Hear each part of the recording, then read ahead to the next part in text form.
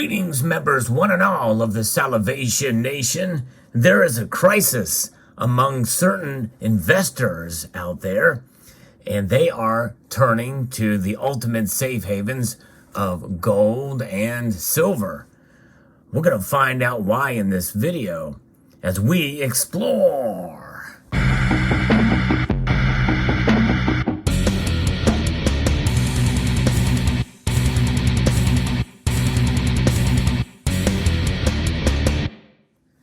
There are certain investors out there that have been putting their money into alternative currencies, known as cryptocurrencies, as we know. But in a sense, what is an alternative currency? Well, for most of us, we see any type of monetary system other than gold and silver as an alternative currency, because in the end, these metals have proven themselves over thousands of years to be stores of wealth, to be divisible, fungible, all the properties of money. It's really only until recent history that they have not. And some in the cryptosphere are starting to recognize this more and more as they see a shakeup and a crisis amongst the crypto markets. I'm going to be referencing an article here from Kitco that talks about this from Jim Wyckoff. Gold and silver prices, they were up a little bit earlier today, holding strong. They've only just now started to pull back to some degree. And some safe haven demand has been featured in the precious metals markets in the past day or so as the cryptocurrency markets have become very wobbly. I did reference it in passing in a previous video, but it's made itself worse here today.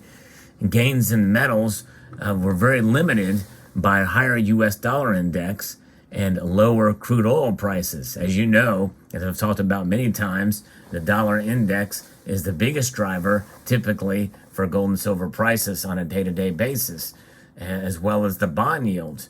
But crude oil does play a role, and we just had an election as well. Still, many of these races are still too close to call.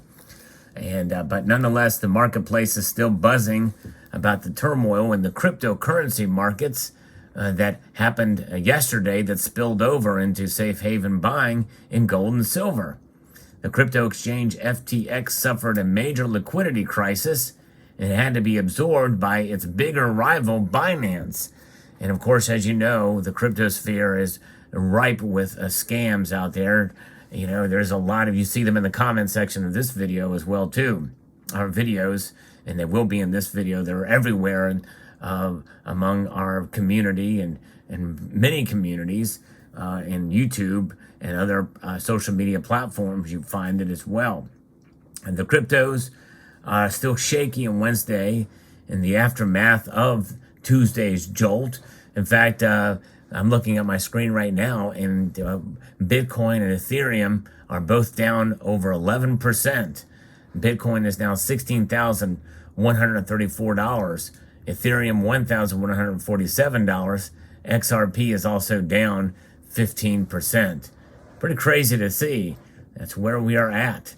And the cryptos are just like other markets. When a crisis of confidence occurs, traders and investors are all running for the exit door. At the same time, creates a severe liquidity crunch. We can think about it as a sort of a digital black swan event that's occurring to some degree that could get worse before it gets better. And there's a lot going on. There's a lot of complexity for those markets in the cryptosphere with all these exchanges and the like. And so that is, and a lot of scams that are there. It makes you wonder how long it'll rest. There's a lot of different things and counterparty risk with the cryptosphere, which is why I got out after having Bitcoin for a while, because there was some fear in Coinbase as well as an exchange, and there's hacks that happen in exchanges. I've covered that on this channel too. You know, really the only difference or the only similarity between some of these cryptocurrencies is that they are decentralized, just like gold and silver are decentralized. However, physical gold and silver hold no counterparty risk. Once you verify that they are real, genuine, then you've got yourself something of value that transcends time and space. So very, very interesting where the markets and how they're reacting now. On top of and piggybacking upon already a lot of new folks coming into precious metals. I posted a poll recently that asked that question, and probably will do a video about that soon. But nonetheless, this is where we are at right now. Gold and silver moving a little bit down today, but still they could have moved a whole lot more as a correction to the big upswings that we saw the past couple of days. We did see global stock markets were mostly lower overnight, and U.S. stock indexes were kind of lower at midday. But nonetheless, U.S. midterm elections proved pollsters wrong, as there was no Republican wave of victories, known as the red wave. In fact, some are calling it the red trickle, if they can even hold on to the House. Now, as you know, I did a live stream. Some of you were there, where I did an election night coverage, and I'm pretty bold in my views, my ideology, to hide the fact that I am conservative, and was hoping for a red tsunami, red wave. If it's a trickle, we'll take it. We'll take anything we can get at this point. But the thing is, it appears that Republicans will have a slight majority in the House of Representatives, but the Democrats may still control the Senate. Probably likely to be the case. However, several key races in both the House and Senate have not been decided, which could tip the scales. If history proves correct, a divided Congress that cannot pass new legislation does favor the stock market bulls. So they're not able to mess with the markets. But right now, the Dow Jones Industrial Average is down almost over 2%. So it's hurting today too. The NASDAQ is down over 2.4%. The S&P is down over 2%. The U.S. dollar index, though, is up, and it's traded now at almost a 0.8% increase today. So that is what is having a little bit of pressure. But this exchange there with these cryptos and having a real issue here, and I think a lot of people are realizing, hey, it's risky just in that alone, as well as the speculative nature of cryptos. But the key outside markets, with the U.S. index higher, NYMEX crude oil prices lower, and we're seeing this pressure on gold and silver. But I think in the end, really, what is it about? It's about more and more people realizing that they cannot put their faith in institutions, so they put their faith in that which cannot be instituted. In other words, the ultimate safe haven, gold and silver. They react very little to the environment, although silver does. When sulfur's around, they can tarnish. But gold shines on. Both these metals maintain their properties, their physical properties, as part of what attracts people to them. They are rare enough. Obviously, silver is much more abundant than gold, but they have been coveted and desired for thousands of years.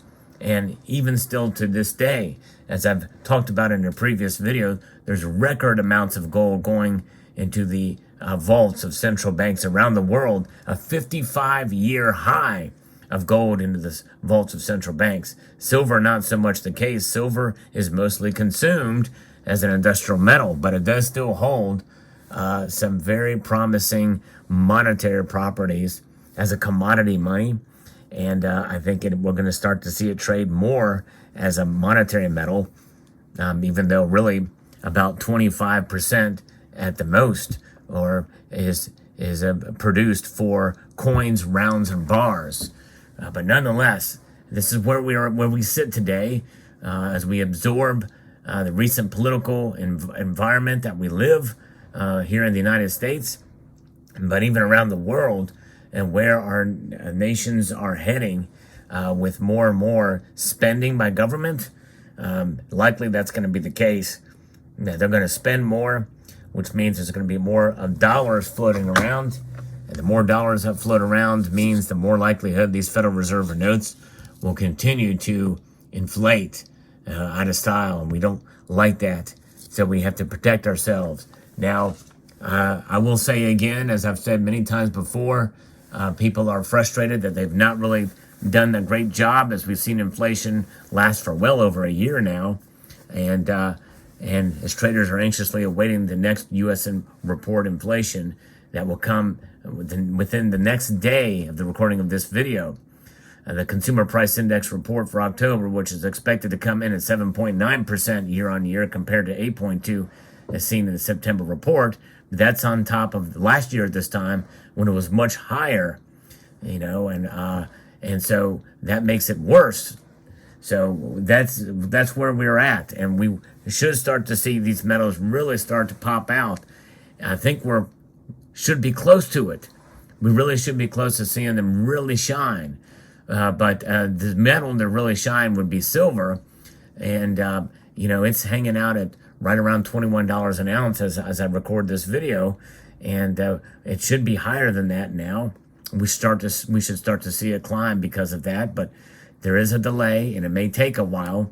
There's a lot of factors. It's a very complex market, and with the industrial sector, and given that we've just come out, are still recovering some supply chains, which is going to take a while. I think that's another reason why we've not seen silver pop out. Gold is starting to climb back up again, and it's been slow and steady. And with premiums the way they are, in a sense, the metals have risen when you take into account the high premiums and the premiums that you get if you were to sell these metals today. Nonetheless, a black swan event, a little mini black swan, is in place now. Let me know what your thoughts are in the comment section below. I hope you found this video insightful and educational. I'd like to encourage you to please rate, share, comment, and subscribe. And a multitude of gratitude to you all.